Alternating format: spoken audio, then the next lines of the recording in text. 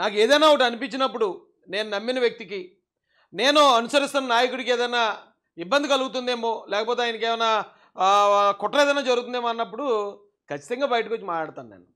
అయితే టార్గెట్ నారా లోకేష్ అనేది లోకేష్ గారి గురించి ఎందుకు చెప్పానంటే, నిన్న ఆయన ఎక్కడ వైజాగ్ కోటి దగ్గరికి వెళ్ళినప్పుడు మీడియా మిత్రులు అడిగిన ప్రశ్నకు సమాధానం చెప్పాడు ఆయన. ఈరోజు మొత్తం నిన్నటి నుంచి ఈ రోజంతా కూడా అదే టాపిక్ని రన్ చేస్తున్నారు. ఎవరికి నచ్చిన థంబ్నెయిల్ వాళ్ళు, ఎవరికి నచ్చిన పాయింట్ వాళ్ళు, ఎవరికి నచ్చిన పాయింట్ ఆఫ్ వ్యూలో వాళ్ళు లోకేష్ గారి మాటల్ని వాళ్ళకి నచ్చినట్టు అన్వయించేసుకుంటున్నారు. వక్రీకరణ అన్నగాని నచ్చినట్టు అన్వయించుకుంటున్నారు. ఓకే, అయితే ఖచ్చితంగా హక్కు అందరికీ ఉంది. ఎందుకు అయితే ఈ మాత్రం దానికి ఎందుకో చెప్తున్నావు రాయేష్ అని మీరు అడగొచ్చు. ఇది నేను కూడా ఫేస్ చేశానండి. ఈ వక్రీకరణలో చాలా ప్రమాదం. నేను అప్పట్లో ఎమ్మెల్యే టికెట్ వచ్చినప్పుడు అవసరం అయితే నా ఎమ్మెల్యే టికెట్ నేను వదులుకుంటా అని ఒక వీడియో మాట్లాడాను. ఆ మరుసటి రోజు నేను బయటికి అక్కడికి వెళ్ళినా సరే జనాలు అదేంటన్నా డ్రాప్ అయిపోయావంట, అదేంటన్నా భయపడ్డావంట, అదేందుకన్నా వదిలేసావంట అనేవారు. దేట్రా నేనేమన్నానో వీళ్ళేమో అర్థం చేసుకున్నారో, అసలు ఏం జరుగుతుంది అంటే ఇగో ఇలాంటి వక్రీకరణలే. నేను ఆ వీడియో మాట్లాడగానే రాజేష్ తోక ముడిచాడని ఒకడు, రాజేష్ భయపడిపోయి వెనక తగ్గాడని మరొకడు, ఇలా వందల వేల థంబ్నెయిల్స్ చేసేటప్పటికి జనం అందరూ ఓకే రాజేష్ గారు నిజంగానే వెనక అదే భయపడి వెనక తగ్గినట్టున్నాడు, భయపడి టికెట్ వదిలేసుకున్నట్టున్నాడని అదే నమ్మారు. నేను చెప్పిన ఒరిజినల్ వీడియోని ఎక్కువ మంది చూడరు, 1 లక్ష 2 లక్షల మంది చూస్తారు. కానీ వీళ్ళు చేసే వక్రీకరణలు ప్రజల్లోకి బలంగా వెళ్ళిపోతాయండి. ఈ వక్రీకరణలు ఎప్పటికప్పుడే మనం ఫుల్ స్టాప్ పెట్టకపోతే ప్రజలందరూ దానికి డిసైడ్ అయిపోయి ఉంటారు. ఇప్పుడు సాక్షి వాళ్ళు ఒక వక్రీకరణ చేశారు లోకేష్ గారి మాటలని. అయితే లోకేష్ గారు ఏం మాట్లాడారు, దాన్ని సాక్షి అలా వక్రీకరించింది. ఏదో సినిమాలో పవన్ కళ్యాణ్ గారు గంగతో రాంబాబు ఆ సినిమాలో ఆయన అంటాడు అసలు వార్త ఏంటి, ఈడు చెప్పే వార్త ఏంటి. సేమ్ అలాగే అసలు లోకేష్ గారు ఏం మాట్లాడారు దాన్ని సాక్షి మీడియా అలా వక్రీకరించింది. ఒకసారి మీ ముందు తీసుకొస్తాను. ఇప్పుడు వందల వేల యూట్యూబ్ ఛానల్స్ నుంచి ఎనలిస్టులు, ప్యానలిస్టులు వీళ్ళందరూ డిస్కస్ చేసేది ఇక ఈయన ఇక్కడ మాట్లాడిన ఈ వీడియో గురించే. ఎవరికి నచ్చిన తమిళ వాళ్ళు వేసుకుంటున్నారులేండి, అది ఎవరిష్టం వాళ్ళది. అయితే ఇంతకీ ఈయన ఏమన్నాడు ఇక్కడ, ఈ ఒరిజినల్ వీడియో ఎవరు చూడరు, ఎక్కువ మంది చూడరు. వాస్తవానికి ఇది ఏబిఎన్లో పెట్టారు, 8400 మంది చూశారు. ఇందులో కేవలం ఏబిఎన్లో పెట్టిన ఈ ముక్కని 8400 మంది చూశారు. కానీ ఈయన మీద జరుగుతున్న ఈ వక్రీకరణల్ని కొన్ని లక్షల మంది చూసేస్తున్నారు. అదే నమ్ముతారండి. ఒరిజినల్ వీడియో అసలు నిజంగా లోకేష్ గారు ఏమన్నారు, ఆ ఒరిజినల్ వీడియో ఎక్కడ ఉందని చూసి వాడేవాడు. చాలామంది అయితే థంబ్నెయిల్ చూసి ఓకే లోకేష్ గారు ఇలాగ అన్నారట, థంబ్నెయిల్ చూసి ఆ థంబ్నెయిల్ లోపల వాళ్ళు పెట్టిన వీడియో కూడా చూడట్లేదు. మరి ఇలాంటప్పుడు ఖచ్చితంగా దీన్ని కట్టడి చేయాలండి. ఇందుకే లోకేష్ గారు ఏమన్నారండి ఈ వీడియోలో, అందుకే మీరు ఏమవ్వాలనుకుంటున్నారు, మిమ్మల్ని మీరు ఎలా చూసుకుంటున్నారని అడిగినట్టున్నాడు ఎవరో జర్నలిస్టు. నన్ను నేను తెలుగుదేశం కార్యకర్తగా చూసుకుంటాను అన్నాడు ఆయన. ఫస్ట్ పాయింట్, చంద్రబాబు నాయుడు గారు నాకు ఏ బాధ్యత ఇచ్చినా ఆర్నిసలు నేను కష్టపడతా, పని చేస్తా, పార్టీని బలోపేతం చేస్తా. చంద్రబాబు నాయుడు గారు నాకు ఏ బాధ్యత ఇచ్చినా, బాధ్యత ఏమండి, ఏ బాధ్యత ఇచ్చినా ఆర్నిసలు కష్టపడతా, దానికోసం పనిచేస్తా, పార్టీని బలోపేతం చేస్తా. బాధ్యత అంటే ఏదైనా అవ్వచ్చు కదా, ఏదైనా అవ్వచ్చు. నేను ఆ మాట మాట్లాడలేను, కానీ ఆ మాట మాట్లాడితే బాబు ఇప్పుడు భూకంపం వచ్చేది బలింది. కాబట్టి ఏ బాధ్యత ఇచ్చినా నేను చేస్తాను అన్నాడు ఆయన. కానీ సాక్షి వాళ్ళు ఎలా వక్రీకరించారు అనేది ఇప్పుడు తర్వాత మాట్లాడుకుందాం మనం. పార్టీ బైలాస్లో లేదు అది. ఒక వ్యక్తి ఒక పదవిని 3 సార్లు కన్నా ఎక్కువ చేయకూడదని పార్టీ బైలాలో లేదు, పార్టీ విధి విధానాల్లో లేదు. కానీ తనకు తానే భావించాడట. అవును, కరెక్టే కదా. జాతీయ ప్రధాన కార్యదర్శిగా 3 టర్ముల నుంచి ఉంటున్నాను నేను. ఒక వ్యక్తి 3 టర్ముల కన్నా ఎక్కువ ఉండకూడదని తనకు తాను భావించి అవకాశాన్ని వేరే వాళ్ళకి ఇవ్వడానికి ఆయన ముందుకు వస్తున్నాడు. ఒకసారి ఆలోచించండి, ఆయన మాట్లాడింది ఏంటి, మనకు అర్థమైంది ఏంటి. ఇదేంటండి దొంగరాముడు కథ చెప్తే ఏదో కథ అర్థం చేసుకున్నారని ఏదో ఆ సినిమాలో అంటాడండి ఆయన, రాజేంద్ర ప్రసాద్. అలాగా ఈయన చెప్పింది ఏంటి, మీరు అర్థం చేసుకుని పెడుతున్న థంబ్నెయిల్స్ ఏంటి. ఆలోచన నేను 3 సార్ల నుంచి ఉంటున్నాను కాబట్టి నేను తప్పుకుని వేరే వాళ్ళకి అవకాశం ఇస్తాను. ఇది పార్టీ జనరల్ సెక్రటరీ పదవి నుంచి మాత్రమే. ఈయన ఆ పదవి నుంచి తప్పుకుంటారు, ఈయన పార్టీలో వేరే బాధ్యతలు చేపట్టరని కాదని దాని అర్థం. ఈయన అంటే ఫస్ట్లో ఒక ముక్క తీసుకున్నారు, కార్యకర్తగా ఉంటానన్నారు. ఇక్కడేమో పదవి వదిలేస్తానన్నారు. అంటే పదవి వదిలేసి ఇప్పుడు లోకేష్ గారు కార్యకర్తగా పనిచేయాలి ఈ కోరుకునే వాళ్ళందరికీ. లోకేష్ గారు చాలా అడ్డంకిగా ఉన్నారండి, చాలా అడ్డమైపోయాడు ఆయన. ఆయన ఎలాగైనా డిఫేమ్ చేసో ఇంకొక కొత్త స్ట్రాటజీ కూడా ఉందండి. కొత్తలుడు కోడికూర తిండో. ఈ సామెత మీరు విన్నారు లేదో. ఒక అత్తగారు ఉందట, ఆవిడ కోడికూర వండింది, కొత్తలుడు వచ్చాడు, అందరూ భోంచేసేసారు. అల్లుడు ఎక్కడో బయటికి వెళ్ళాడు, ఇంకా రాలేదు. కూర ఏమో అదిరిపోయింది, అల్లుడుగా నుంచింది కొంచెం కూర, కానీ ఆ కూర కూడా అత్తగారు తినేయాలనిపిస్తుంది. తినేయాలనిపించి తీరా అల్లుడు వచ్చాడు. వచ్చాక ఈయన్ని ఎలాగోలాగా మొహోడ పెట్టాలని చెప్పి అందరూ ఉండగా బంధువులందరూ మా అల్లుడు కోడికూర అసలు తిండో చిరాకు మా అల్లుడికి అందట. అంటే అదే కొత్త అల్లుడు లేదత్తా నేను తింటా నాకు పెట్టాడా అంట కదా మొహమాట పెట్టి. అప్పుడు అవునత్త అవును నిజమే నాకు చాలా చిరాకు నాకు కోడికూర అంటే అన్నాడట. ఆడికి సారీ చెడిసింది, శుభ్రంగా ఆడుకున్న కూర కూడా వేసుకుని లాగించింది అత్తగారు. సేమ్ అలాగే లోకేష్ గారికి అబ్బాయి ఆయన పదలంటే ఇష్టం లేదండి. ఆయన అబ్బాయి ఏం కోరుకోడండి, కార్యకర్తగా ఉంటాడటండి. అబ్బా ఎంత గొప్పడండి లోకేష్ గారు అని ఒక్కొక్కడు చేస్తున్న ఆ విశ్లేషణలు చూస్తుంటే కోడి అమ్మ ఈ కోడికూర సామెత మీకోసమే పెట్టారు రావు అనిపిస్తున్నారా బాబు. లోకేష్ గారు పార్టీకి ఆయన ఒక పిల్లరు. ఆ పిల్లర్ ఎంత బలంగా ఉంటే కట్టడం అంత బలంగా ఉంటుంది. ఇది పార్టీ కార్యకర్తగా చెప్తానండి నేను. ఇది ఓన్లీ పార్టీ ఇంటర్నల్ మ్యాటర్ మాత్రమే. నేను ఏ పదవుల గురించి దేని గురించి కూడా డిస్కస్ చేయట్లేదు. ఎందుకంటే నేను ఏ మాట మాట్లాడినా దాన్ని వక్రీకరించి రాజేష్ ఎలాగన్నాడు కూడా సస్పెండ్ చేయండి. రాజేష్ వాడి అమ్మ కూటమి గెలుపు కోసం కూటమి గెలుపు అనకూడదులేండి.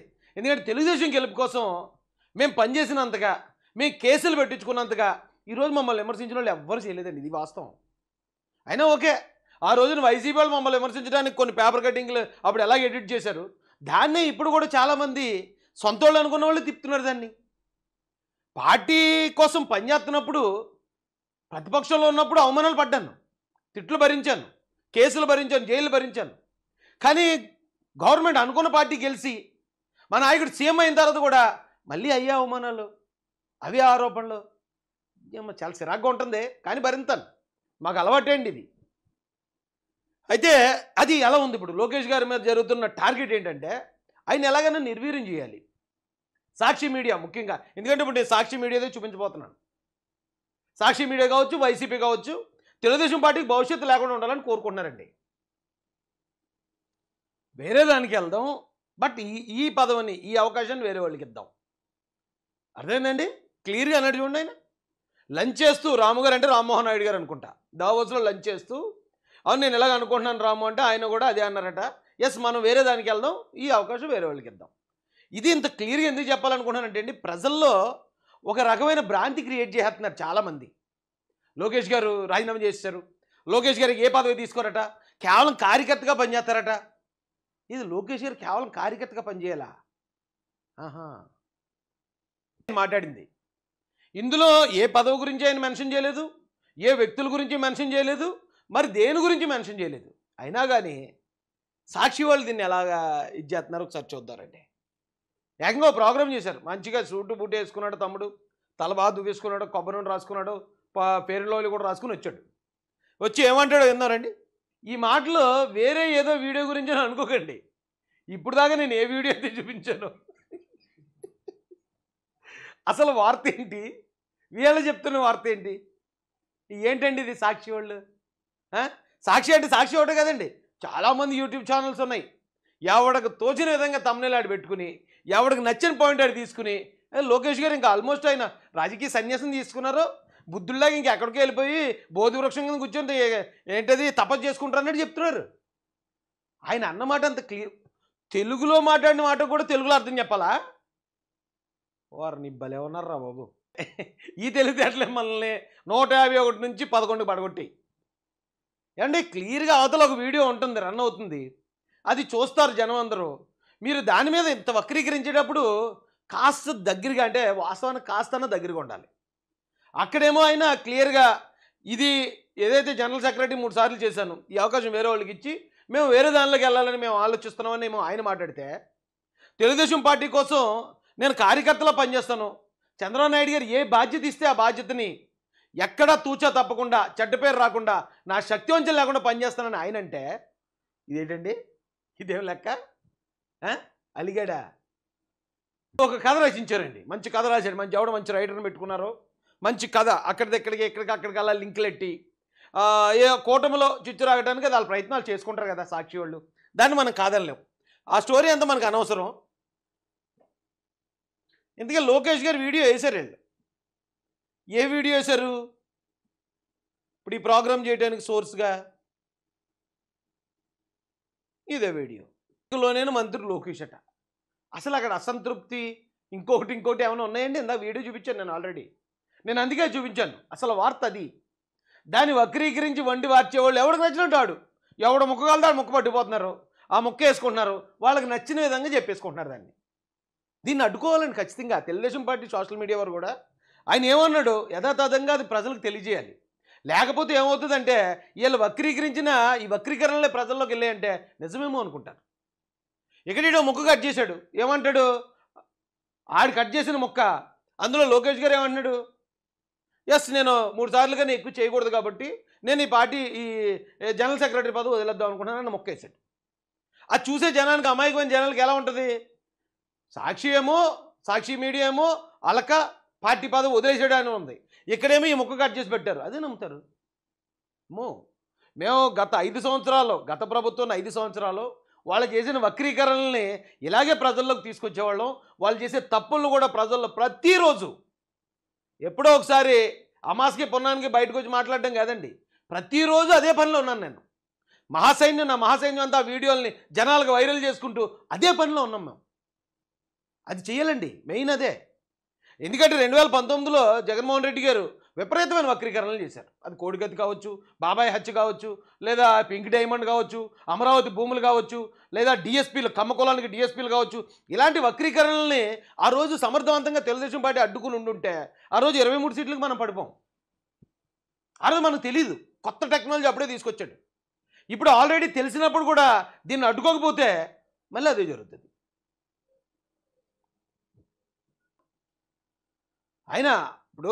ఆయన పార్టీకి వారసుడు, ఆయనకి నచ్చిన చోట ఉండే అధికారం ఆయన దగ్గర ఉంది.